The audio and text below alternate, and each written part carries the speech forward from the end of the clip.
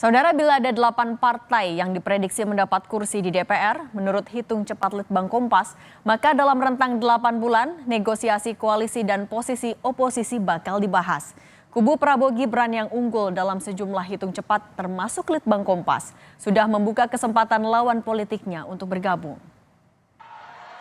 Kemenangan ini harus menjadi kemenangan untuk seluruh rakyat Indonesia. Pesan Prabowo Subianto dalam pidato politik di Istora Senayan pasca unggul dalam sejumlah hitung cepat termasuk Litbang Kompas memberikan sinyal bahwa koalisi Prabowo Gibran membuka kesempatan lawan politik di Pilpres untuk bergabung. Sinyal ini dipertegas keponakan Prabowo, Rahayu Saraswati, yang adalah Wakil Ketua Umum Partai Gerindra.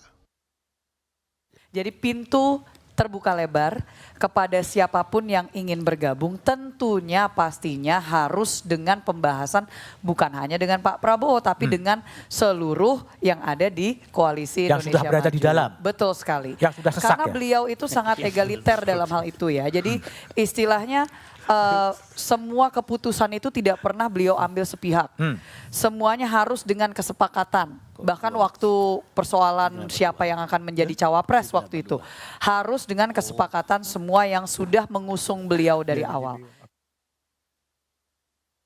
Tak cuma Saras, Ketua Tim Kampanye Prabowo Gibran, Rosan Roslani juga menegaskan Prabowo menerima siapapun lawan politik yang ingin bergabung.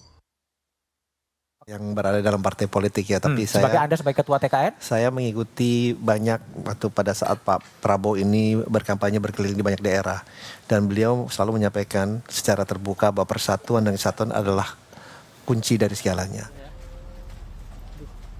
Ajakan koalisi ini juga ditanggapi lawan politiknya Nasdem yang mengusung Anies Baswedan, Muhaimin Iskandar di Pilpres 2024.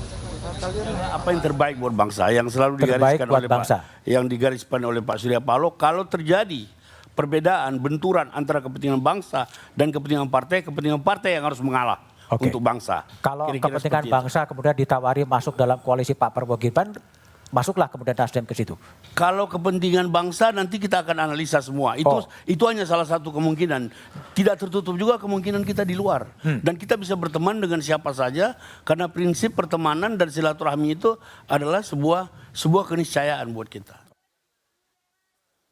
Ajakan ini juga ditanggapi PD Perjuangan yang mengusung Ganjar Pranowo Mahfud MD.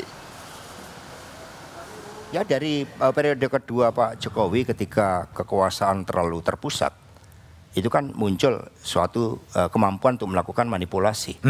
Sehingga kekuasaan dan kritik dalam konteks policy, dalam konteks implementasinya memang memerlukan suatu check and balances. Ketika PDI Perjuangan berada di luar pemerintahan tahun 2004-2009, kami banyak diapresiasi karena kontribusi terhadap peningkatan kualitas demokrasi itu sendiri. Bahkan satu dikatakan berada di luar pemerintahan itu merupakan suatu tugas yang patriotik. Bagi apa? Pembelaan terhadap kepentingan rakyat itu sendiri. Dan suara-suara sekarang ini kan makin besar. Bila merujuk pada hasil hitung cepat Litbang Kompas, 8 partai yang sudah memastikan kursi di DPR, koalisi Prabowo Gibran menguasai kurang dari separuh kursi di parlemen. Golkar, Gerindra, Demokrat, dan Partai Amanat Nasional baru mengumpulkan suara 42,8%. Sementara suara PD Perjuangan, Partai Kebangkitan Bangsa, Nasdem, Partai Keadilan Sejahtera memiliki jumlah suara 45,43%. Bila Partai Persatuan Pembangunan berhasil masuk di saat penghitungan final di Komisi Pemilihan Umum, maka bandul kekuatan koalisi atau oposisi yang dominan di DPR bakal terbentuk. Analis politik dari Universitas Paramadina, Ahmad Hoirul Umam, menganalisa ada gejala bahwa kubu koalisi bakal lebih banyak dibanding yang oposisi. Situasinya tidak mudah dan besar kemungkinan saya menduga Mbak Disti akan menolak atau menerima. Partai-partai yang ada di kubu 01 dan juga kubu 03 akan mencoba untuk melakukan negosiasi. Yang memiliki gen politik kuat untuk menjadi oposisi tampaknya Mas Seno di PDIP. Selebihnya saya berkeyakinan betul melihat karakter perilaku politik akan menggunakan momentum ini dari masa saat ini sampai rekapitulasi KPU ada beberapa yang mau menyelamatkan kursinya sampai nanti di 20 Oktober 2024 waktu pelantikan capres-cawapres terpilih akan dijadikan sebagai momentum untuk negosiasi dan kompromi. Mereka akan merapat. Sinyal-sinyalnya sudah ada. Satu lagi gejala yang kini sedang diamati masyarakat.